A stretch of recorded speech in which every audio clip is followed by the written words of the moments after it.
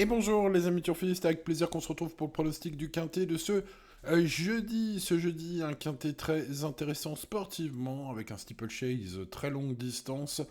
Seulement 13 partants, pratiquement 13 chevaux de très grande qualité, hein. Nous sommes au niveau groupe. Aujourd'hui, ce jeudi, les amis turfistes, le prix Montgomery, c'est un groupe 3 disputé sur le steeple. Alors ça se passe à Auteuil, bien sûr. Réunion 1, course 1, 13h55 pour le départ. On est sur les 4700 mètres de la piste extérieure, hein. Il va y avoir du sport, hein. Ça va être une très très belle épreuve. Il y en a quelques-uns. Ouais, c'est des bons vieux cuirs, hein, comme on les aime dans la discipline. On les connaît presque tous par cœur. Voilà, je vais essayer de trouver les bonnes bases, bien sûr, les bons tocards. Essayer de vous aiguiller au mieux dans vos choix avec beaucoup d'infos sur chacun d'entre ces chevaux. Voilà, pour le moins attachant. Bref, on y va, avec le petit pouce bien sûr sur la vidéo, ça nous portera peut-être chance. C'est parti avec Japon, le numéro 1. Bon, écoutez, je vous le dis tout de suite, j'ai senti François Nicole très chaud, hein, dans les colonnes de génie. Alors, François Nicole, dans ses interviews à la presse, hein, est en général ouais, est un homme très mesuré. Bon, il se lâche un peu, hein, il dit quand même que tout est réuni aujourd'hui quand même pour une bonne perf de Japon. J'ai tendance à le croire, hein, le cheval a un solide papier, il n'est pas à 72 kilos pour rien. Aujourd'hui, des lignes de rêve.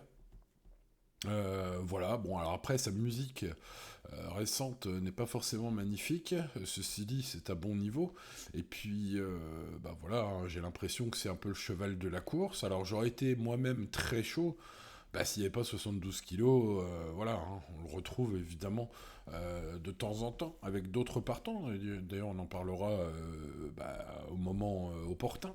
Mais voilà, ce numéro 1, ouais, bah, c'est une belle chance, voilà, tout simplement, hein. On va garder très haut. Allez, on passe au numéro 2, Scatar qui effectue une rentrée. Alors, sans pression, hein, Gabi Lenders, bah, pareil, hein, sur Génie Course, n'est pas, on va dire, ouais, très rassurant, voilà, sur ce cheval.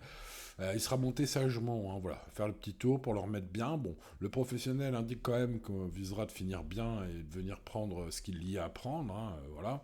Mais bon, écoutez, c'est peut-être pas le jour J aujourd'hui, c'est pas l'objectif en tout cas. Maintenant, bien que perdante, hein, j'aime beaucoup sa ligne avec Amandio en juin à Dieppe. Euh, voilà, bah écoutez, ah, que faire avec ce cheval? Je vais lui accorder une note de méfiance au final, même si j'ai pas gardé avec cette ligne d'Amandio, c'est un petit peu ouais, un regret. Bon, après, si on commence à regretter sur ce Qatar, on va regretter sur beaucoup, hein.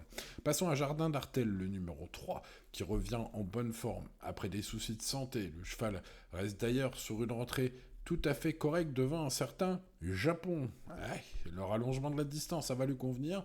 Il a été supplémenté, hein, ce qui indique quand même une certaine confiance, on va dire, de la part de son entourage. Et puis c'est un cheval qui au printemps avait devancé Jaguar des Obos. Alors bon, bah écoutez, en toute logique, hein, c'est le favori logique, hein, ce numéro 3. Je pense que c'est une base de jeu tout à fait solide.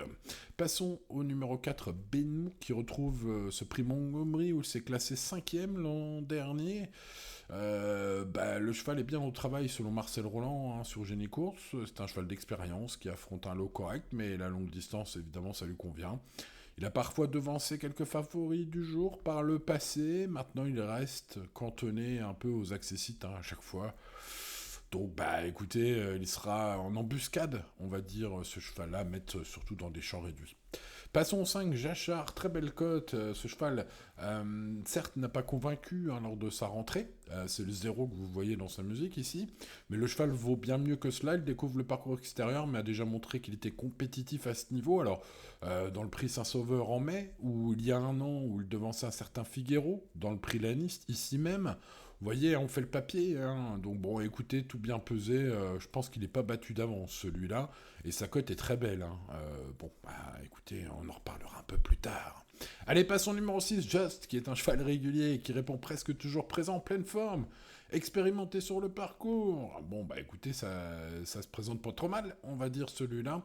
Il retrouve Japon avec 8 kilos d'avantage sur leur sortie commune de février dernier. Alors certes, Japon, euh, battait Jost à la régulière ce jour-là. Ce qui indique que Japon est meilleur, mais ce jour-là, Japon avait un sacré avantage au poids. Là, il l'a pu, non seulement il l'a pu, mais il a beaucoup plus de poids. Donc bon, bref, tout ça pour dire que il faut le mettre, ce 6, je pense. Bon, en tout cas, si on croit au 1, on croit au 6. Si on croit au 6, on croit au 1 aussi. Allez, passons au 7, Héraliste, avec 9 victoires en 30 courses dans sa carrière. C'est pas le premier venu non plus, celui-là. C'est d'ailleurs le tenant du titre de ce prix Montgomery. C'est lui qui l'a gagné l'année dernière. Alors il remet son titre en jeu, c'est bien.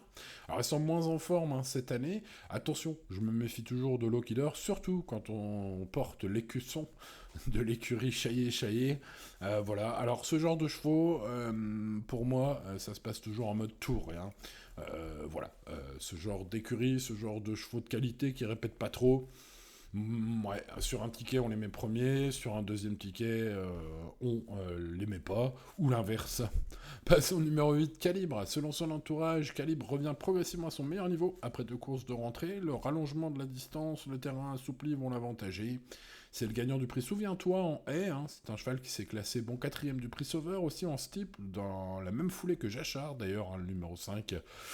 Donc, écoutez, je vois Jachard comme un très bel outsider aujourd'hui.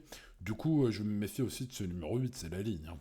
Passons au numéro 9, Jaguar des Obos, qui reste sur des super performances, notamment, surtout la dernière fois, dans le prix Violon 2, devant 4 concurrents qu'on retrouve ce jeudi, une course référence, le prix Violon 2. Bref, excellente sauteuse, cette jument est toujours bien placée au poids du coup, puisqu'elle gagne pas. Écoutez, tant mieux pour aujourd'hui, j'ai l'impression que ça pourrait être aujourd'hui. Beaucoup de paramètres sont réunis en tout cas, et puis Nicolas de Wilder sur Equidia, dans son interview sur Equidia, m'a semblé d'ailleurs très chaud. Voilà, le cheval est très bon, aucune crainte sur le tracé extérieur, bref. Il est élogieux aujourd'hui, je pense qu'il a raison, Nicolas de Wilder, avec ce numéro 9, Jaguar des Obos. Ça pourrait être son tour, en tout cas je l'attends à l'arrivée. Passons au numéro 10, Krishna, qui montre une belle régularité, quelques bonnes sorties ces derniers temps, notamment sa victoire en steeple l'avant-dernière fois. Quelques atouts donc pour être dans les premiers. Maintenant le lot est bien plus costaud aujourd'hui, il y a plusieurs catégories de mieux. Donc bon, ça reste un outsider, mais un outsider pas impossible, on va dire. Passons au 11, Passe Toureau, chance logique, ce cheval qui vient de bien se comporter derrière Jaguar des Obos. C'était dans le quintet référence du prix Violon 2. Bon, écoutez, cette course référence, on va garder ce 9, ce 11, évidemment, vu sa ligne avec le 9, vous m'avez compris. Voilà, il découvre le parcours extérieur, celui-là.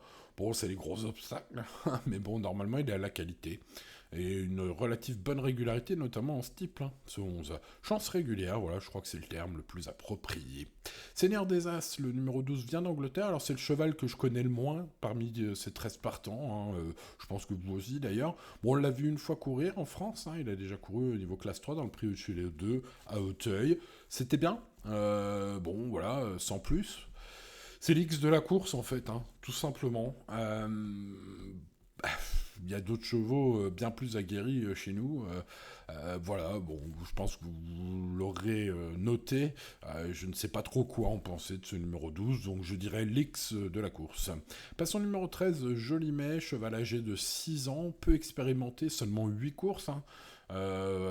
Écoutez, il semble doué et jugé digne de participer à une telle course, peut-être pas pour rien.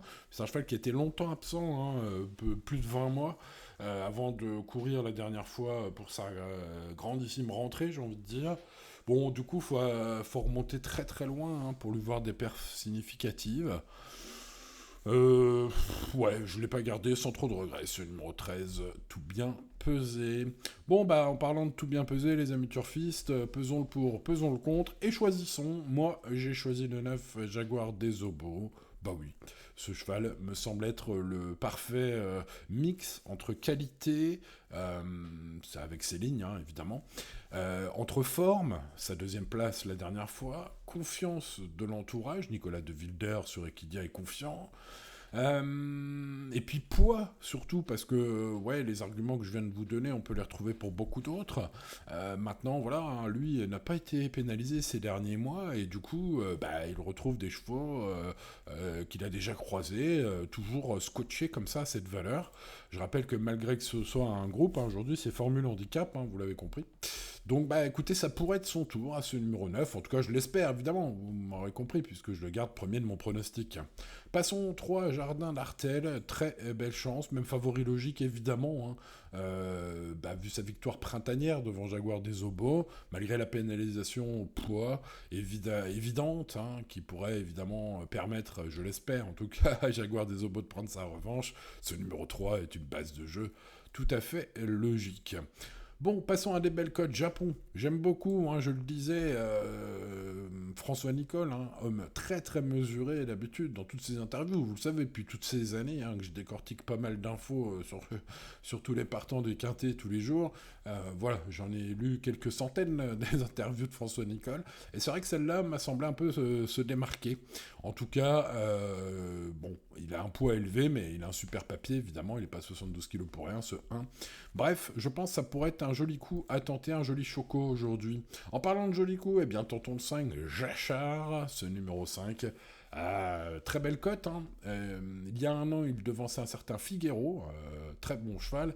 C'était dans le prix Laniste à Auteuil. Et puis, il a montré sa compétitivité aussi dans le prix Saint-Sauveur en mai dernier, pour être plus récent. Bon, alors, dernièrement, évidemment, sa rentrée n'était pas terrible, mais si on le rachète, méfiance, hein, ce numéro 5. Ça peut être le coup du siècle. 9-3-1 sont mes préférés. Le 5, donc mon outsider préféré, vous savez pourquoi. Ensuite, je vais garder Pastoureau, qui lui est une chance régulière. Hein. On est sur un cheval dont les lignes avec Jaguar des Obos, mon préféré, lui donne une chance régulière, très régulière pour les places. Ce numéro 11. Le 6, Joss, c'est un peu le même constat. Voilà, les lignes, les kilos d'avantage sur la ligne de Japon, par exemple. Bref, techniquement, ceci, c'est une chance régulière. Je garde ensuite le numéro 8, Calibre, qui revient progressivement à son meilleur niveau selon son entourage. Peut-être une bonne info sur ce numéro 8. Je rappelle qu'il y a des lignes aussi avec mon tocard du jour, le 5, Jachard. Des lignes qui lui donnent une chance équivalente d'ailleurs. Donc méfiance avec ce 8. Le 7 Héraliste, je pense qu'il faut vous noter sur ce 7, hein, surtout de mettre tout ou rien. Voilà. Donc sur un premier ticket, on ne le met pas. Sur un deuxième ticket, plus spéculatif, on peut tenter pourquoi pas même de le mettre premier, en tout cas dans les premiers. Et puis un regret avec Benou, le 4, très régulier, mais peut-être un peu barré pour les toutes premières places aujourd'hui. En tout cas, c'est mon principal regret, ces chevaux-là, seront essentiellement dans mon champ réduit, et puis peut-être sur un deuxième ticket spéculatif. Bon, voilà, les amis turfistes, j'espère vous avoir tout dit, ou presque, en tout cas, sur le quintet de ce jeudi. On a donné quand même beaucoup d'infos. N'oubliez pas le petit pouce et de vous abonner à la chaîne, d'ailleurs, si ce n'est pas encore fait. Merci de votre confiance. En parlant de confiance, l'indice de confiance est de 6 sur 10, ce qui est pas mal, mais pas top, hein. Il n'y a que 13 partants. On reste raisonnable, bien sûr, les amis turfistes. On joue responsablement comme tous les jours, et tout ira bien. Voilà, c'était un plaisir les amis. Pour le reste, on se retrouvera bien sûr sur mes pronostics VIP sur mon site, vous connaissez. Allez, je vous souhaite bonne chance et je vous dis à demain pour de nouvelles aventures. C'était Simon. Ciao ciao.